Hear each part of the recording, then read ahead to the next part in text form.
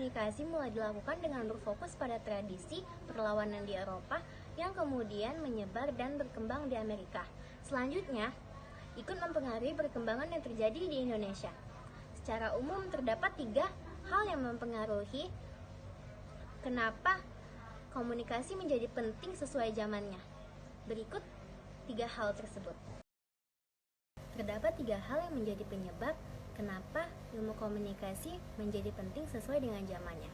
1. Upaya pemenuhan terhadap kebutuhan. 2. Kebutuhan dunia industri dengan arah utama pada usaha pengukuhan image. Yang ketiga, kebutuhan untuk mewujudkan dan memantapkan diri menjadi sebuah ilmu. Dalam hal ini, keperluan untuk memenuhi kebutuhan industri, perkembangan teknologi, komunikasi, dan tantangan nyata terhadap sebaran ideologi tertentu. Faktor-faktor di atas membuat komunikasi dan ilmu komunikasi terangkat ke permukaan, mendapatkan perhatian, diandalkan, dan semakin luas digunakan. Di sisi lain, perhatian ini melahirkan konsekuensi logis untuk selalu melihat kembali, dan terus melihat ekstensinya. Ini adalah masalah-masalah besar yang menghadang kemungkinan pada masalah upaya pemenuhan kebutuhan jasa, komunikasi, dan kesanggupan lembaga pendidikan untuk mengkaji komunikasi yang terkait sejumlah isu dalam penelitian komunikasi. 1. Upaya untuk sekedar memenuhi kebutuhan biasanya melahirkan perhatian yang bersifat temporer. Yang kedua, akibat lain dari perhatian saat ini adalah munculnya sejumlah penelitian dengan metodologi yang cenderung mengikuti the majority method. Yang ketiga, terkait dengan masalah penggunaan metode di atas, dorongan yang mengikuti tren berakibat pada lahirnya pemahaman metodologi yang tidak menyeluruh. Keempat, secara umum gambaran yang tertangkap dari penelitian-penelitian komunikasi pada saat sekarang adalah orientasi praktisnya yang lebih dominan. Yang kelima, daya gigit hasil penelitian komunikasi yang dominan di wilayah praktis ini pun akan kali hanya berhenti pada laporan penelitian. B. Penguatan ke depan. Keseriusan, pijakan, permasalahan nyata, penguasaan metode, kereaktifan, serta persebaran nampaknya dapat dipakai sebagai dasar penguatan ilmu komunikasi dan penamaan nilai guna komunikasi bagi masyarakat.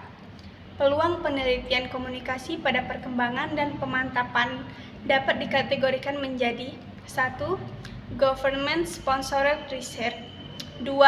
Industry sponsored research, 3. Public service research, 4. Academic research. 1. Government sponsored research. Penelitian atau kajian tentang hal ini pada umumnya terkait dengan masalah seperti media regulation, media partisipan, media coverage, and international communication. 2. Industry sponsored research. Dunia industri lebih memberi tekanan atau berorientasi pada hasil. Ragam area penelitian komunikasi untuk hal ini diantaranya dapat mengambil marketing communication, advertising, laboration, internal and external public relation, media planning, and public opinion. 3. Public service research. Penelitian berorientasi pada pelayanan publik biasanya memperoleh dukungan dari pemerintah dan dunia industri. Dalam konteks tertentu, wilayah kajian ini memperluas diantaranya komunikasi, organisasi, dissemination of information, development communication, interpersonal communication, dan public participant. 4. Academic research. Wilayah penelitian untuk kepentingan akademik ini sangatlah luas, memberikan peluang diterapkannya sejumlah metode khas ilmu komunikasi. Tentang sejarah pertumbuhan dan perkembangan. Perkembangan ilmu komunikasi tak dapat dipisahkan dari penemuan revolusioner mesin Nah, penemuan atau pengembangan dari mesin ini ditemukan oleh Johannes Gutenberg pada tahun 1457. Pemikiran Darwin, seorang ahli biologi yang evolusinya berpengaruh besar pada ilmu, yaitu ilmu sosial, memberi landasan penting bagi studi komunikasi. Menyebut dalam hal Rogers tahun 1994 menyebutkan Darwin helped the study of non-verbal. Di Amerika, pengikut pemikiran Friend mengembangkan ilmu komunikasi melalui studi internasional, yaitu International Communication, yang kemudian mengantarkan The Palo Alto Group pada diktum. Buah yang selalu ranum melalui tinjauannya. Memasang nama Wilbur Schramm yang berlatar belakang pendidikan sejarah politik dan literatur sebagai tokoh utama pengembangan ilmu komunikasi di Amerika.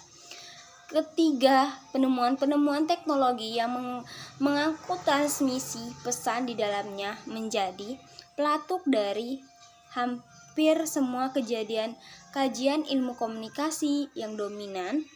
Di kemudian hari menemukan radio, kamera, televisi, film membuka luas kebaruan penelitian ilmu komunikasi yang terkait dengan sumber. Tradisi pembuahan ilmu komunikasi. Tradisi pembuahan ilmu komunikasi adalah praktik yang menarik dari generasi ke generasi, yang menyebarluaskan pengetahuan dan keterampilan komunikasi dari siswa yang lebih tua ke siswa yang baru. Biasanya, tradisi ini dilakukan melalui pertemuan lokakarya, pelatihan, atau seminar secara berkala. Praktik ini membantu mahasiswa baru mempelajari komunikasi, konsep dasar, dan keahlian. Tradisi komunikasi, yaitu tradisi berkait dengan proses komunikasi sebagai pengaruh dari suatu hubungan interpersonal. Tradisi kedua dikenal dengan The Cybernetic Tradition, yang memandang komunikasi sebagai pentransmisian informasi, memandang komunikasi sebagai proses pentransmisian informasi. Dasar ide tradisi ini adalah model matematik penyampaian sinyal dari Shannon Weaver yang memandang komunikasi sebagai suatu proses yang linier. Tradisi keempat, tradisi semiotik, memandang komunikasi sebagai suatu proses pemaknaan simbol-simbol komunikasi. Tradisi kelima, The Social Cultural Tradition, yang dikembangkan ahli bahasa Edward Sapir dan Benjamin Lee Ward, memaknai proses komunikasi sebagai upaya penciptaan dan membentuk realitas sosial. Tradisi komunikasi ini sangat terkait dengan upaya The French School yang membedah perbedaan antara nilai-nilai kebebasan dan persamaan di dunia.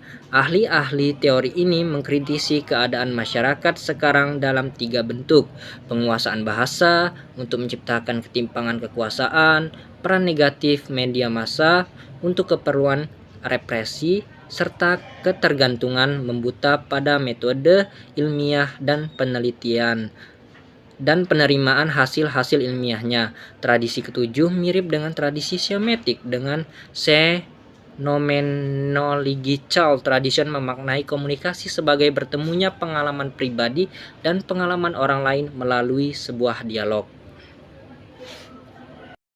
Jelas teori dan penelitian dalam 3 dahan komunikasi. Generasi keilmuan komunitas menuntut pada teori-teori umum yang telah banyak dikenal, contoh seperti Pinsky pada tahun 1990 yang mengedepankan metode matematik. Shannon dan Weaver dalam memandang komunikasi sebagai suatu proses yang linier. Model-model komunikasi lainnya diungkapkan oleh beberapa ahli, contoh seperti Laswell, Carroll, Scremen, Berlow, Ross, dan Sister Mary pada tahun 1965. Tebaran teori komunikasi dalam kenyataannya lebih dan sangat banyak didapatkan pada komunikasi massa. Pada paham media, Rosa juga dapat disebut sebagai pemberi ketegasan tentang sejumlah teori komunikasi massa. Tak dapat dipisahkan. Di sini ada beberapa teori yang cukup favorit. Contoh seperti teori assist and gratification, teori agenda setting, teori gratification, dan studi kultur. Yang terakhir, semiotik, yang semakin memperkaya teori dalam lingkungan komunikasi massa. Secara umum dapat dipahami dengan ragam teori komunikasi di atas. Pada dasarnya terkait dengan kajian mendalam tentang elemen-elemen komunikasi yang telah jamak terkenal. Studi tentang komunikator, misalnya, banyak yang melahirkan generalisasi pemahaman tentang komunikasi interpersonal dan persuasi. Studi tentang pesan dengan metode komunikasi tertentu dan tentang komunikator. Dengan kata lain, teori-teori komunikasi tersendiri yang dapat berkembang pada dasarnya tidak terlepas dari kajian atau sejumlah penelitian yang berciri khas.